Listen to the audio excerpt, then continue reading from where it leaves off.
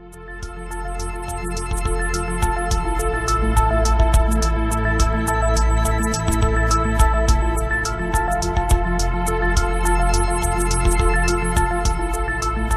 vital body functions serve to maintain a state of homeostasis or balance, for example, temperature regulation or maintenance of blood pressure.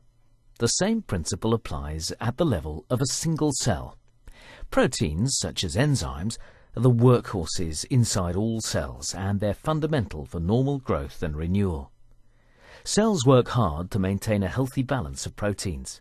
This important regulatory role is carried out mainly by the Ubiquitin Proteasome System, or UPS, and this is the subject of a drug discovery programme by the Scottish enterprise Ubiquitin Proteasome System programme. It's the responsibility of the UPS to seek and destroy damaged or faulty proteins or those simply surplus to requirements. The UPS maintains the right proteins in the right amounts at the right time. If the system fails, the result can be disease. The UPS can malfunction in two ways.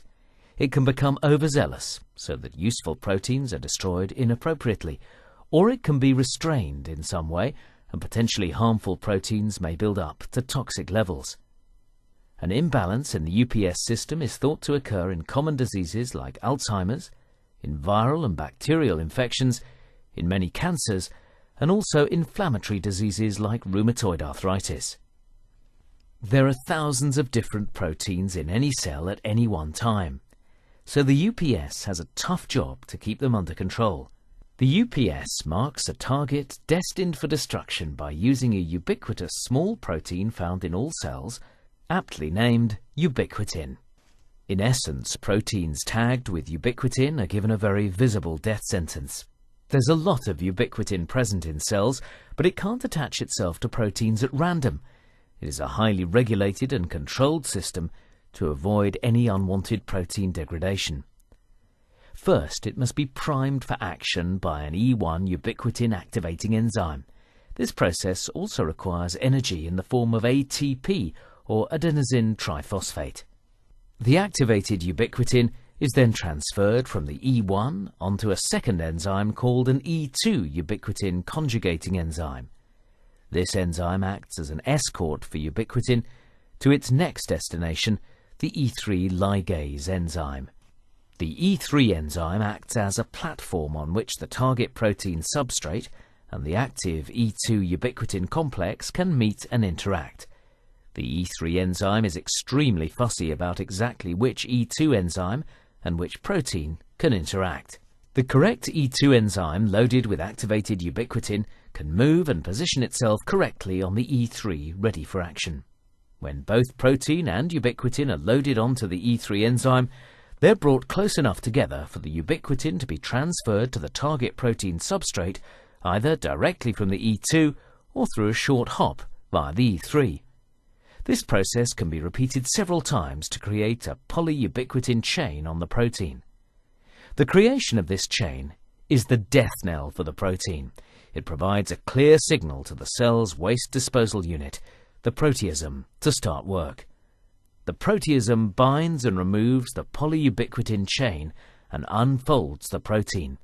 The protein is threaded through the proteasome chamber, where it's chopped up into building blocks to be reused for the synthesis of new proteins. The ubiquitin can also be recycled. As we've seen, the UPS is a critical process in controlling cell function. When protein degradation gets out of balance, disease results. We believe that better understanding of how the system works could help us develop drugs to treat many devastating diseases. Currently, there is one drug on the market which takes advantage of the Ubiquitin Proteasome System. Velcade, which is approved for the treatment of a subset of cancers, inhibits the proteasome itself and leads to the destruction of cancer cells through a build-up of toxic proteins. However, this inhibiting action is relatively non-specific.